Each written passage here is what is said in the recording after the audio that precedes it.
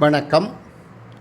தலைமைந்து புலமை பரிசில் பரீட்சை 2027 2028 ஆகிய வருடங்களில் தோற்ற உள்ள மாணவர்களுக்கான சித்திரப்பட சிந்தனை விருத்தி ஏற்படுத்தும் வகையிலான காணொளிகள் தயாரித்து வழங்கி வருகின்றேன். அந்த வகையில் இதில் ஒரு சதுரமுகி சார்பான வினாக்களை தருகின்றேன், கவனியுங்கள்.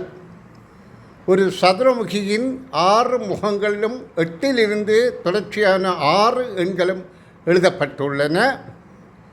அம்முகங்களின் எதிரெதிர் முகங்களில் உள்ள எண்களின் கூட்டுத்தொகை சமமாகும். அவற்றில் 9க்கு எதிராக உள்ள எண் யாது? வினாவில் சதுரமுகி என்பது 6 முகங்களை உடையது.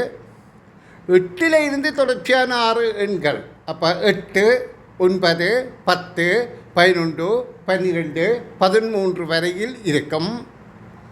அம்முகங்களில் எதிரெதிர் முகங்களில் உள்ள எண்களின் கூட்டுத்தொகை சமமாகும் என்றால், இந்த கீழே உள்ள தொடரை பாருங்க. 8 முதல் தொடர்ச்சியான 6 எண்களில் 8க்கு எதிராக 13, 9க்கு எதிராக 12, 10க்கு எதிராக 11 அமைவது தான் பொருத்தமானது.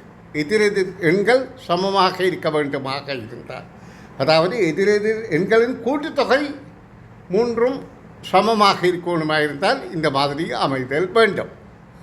அப்போ 8, 13, 21, 9, 12, 21, 10, 11, 21. இப்போ இங்கே கேள்வி, 9க்கு எதிரான உள்ள எண் யாது? அப்போ எங்களுக்கு 9க்கு எதிராக 12 என்பது மிக இலகுவாக புரிகின்றது. நன்று. அடுத்த வினாவில் சந்திப்போம்.